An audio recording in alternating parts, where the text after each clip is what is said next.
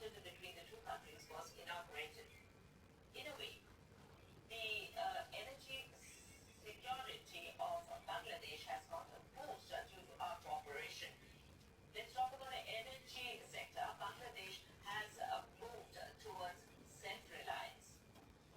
Not only this year, a consensus has been reached between India, Bangladesh, and Nepal regarding some regional connectivity for exchange of electricity.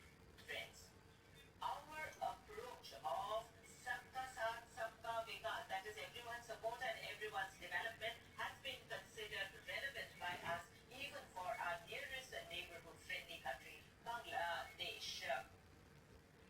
We feel proud of the fact that Bangladesh is our biggest development partner.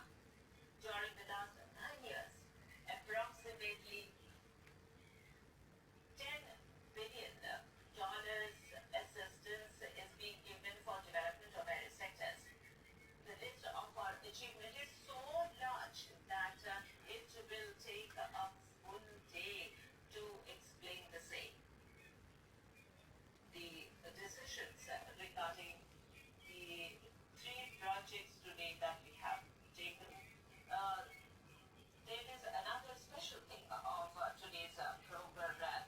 The decisions regarding the 3 projects that we have inaugurated today was taken by us, and we are very fortunate that we are dedicating them to the people, my friends. I express my gratitude towards Prime Minister Sheikh Hasina ji for the success of our joint endeavor. A few weeks back, she participated as a special guest in G20, and for this I express my gratitude towards her, and for this I am very thankful to Sheikh Hasina ji from the core of my heart. Excellency, India will extend its full support to take forward your Smart Bangladesh work. India will give its utmost cooperation. I am very glad that India is extending cooperation in building 12 IT parks in 12 districts of Bangladesh. A consensus has been reached in the fintech area to connect the payment gateways of the 2 countries. I am fully confident that with our shared efforts, the Sonar Bangladesh vision of Bangabandhu will be fulfilled. Once again, I thank you very much for participating in this event. I thank all of you for this. Thank you so much. Thank you, sir. The ceremony is now concluded. We thank you all for joining us today. Namaskar.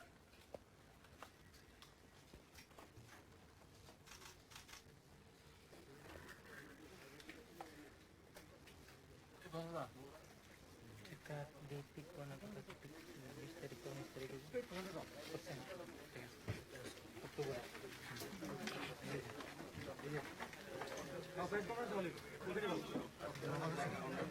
পর্যটনের ক্ষেত্রে ত্রিপুরার প্রবেশদ্বার হতে যাচ্ছে।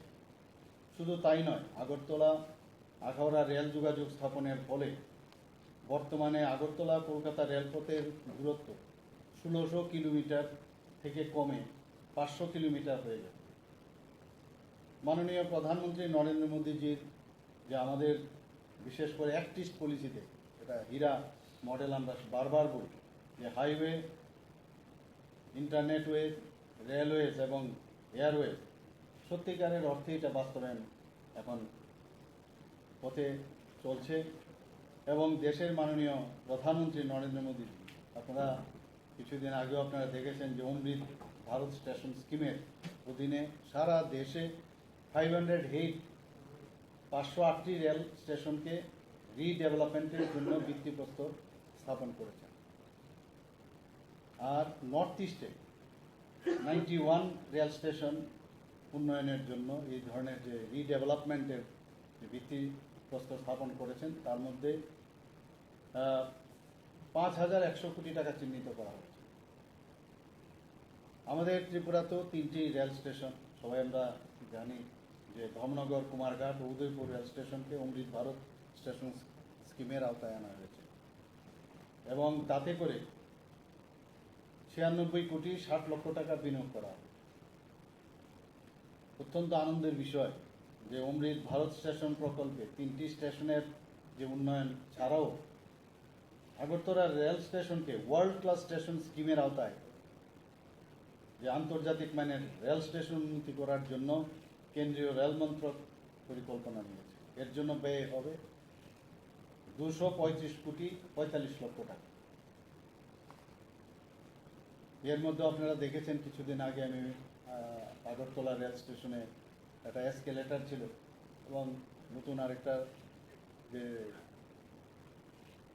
Rail সেটাকেও আমরা উদ্বোধন করেছি, সেটা বোম্বেতেও যাবে।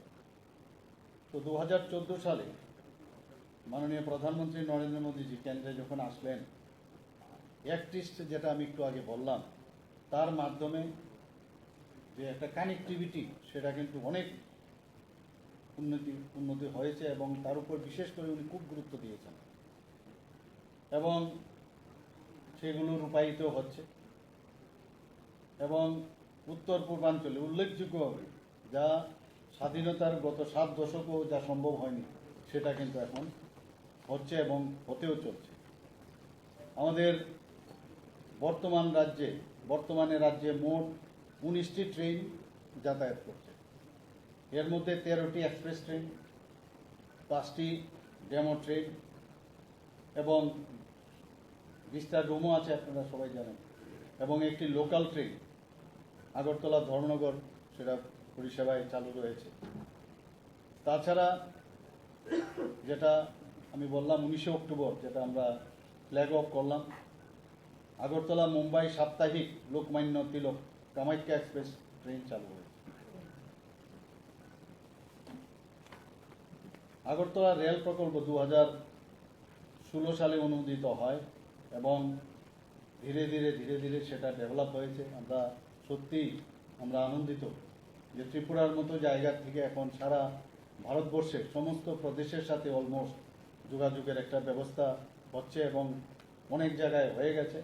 এর জন্য আমি আমাদের মাননীয় প্রধানমন্ত্রী ওনাকে ধন্যবাদ দিতে চাই, আমাদের মাননীয় রেলমন্ত্রীকে আমি ধন্যবাদ দিতে চাই এবং মোট রেল সংযোগের দৈর্ঘ্য 12.24 কিলোমিটার, যেটা এবার বাংলাদেশের সাথে যেটা আমাদের যোগাযোগ হলো তার মধ্যে ত্রিপুরায় 5.46 কিলোমিটার এবং বাংলাদেশে যেটা আছে 6.78 কিলোমিটার। আমাদের জুলাই 2016 সালে যে প্রকল্প বরাদ্দ ছিল 972 কোটি 52 লক্ষ টাকা। এর মধ্যে ভারতীয় অংশের জন্য বরাদ্দ 580 কোটি টাকা এবং বাংলাদেশ অংশের জন্য বরাদ্দ 392 কোটি 52 লক্ষ টাকা।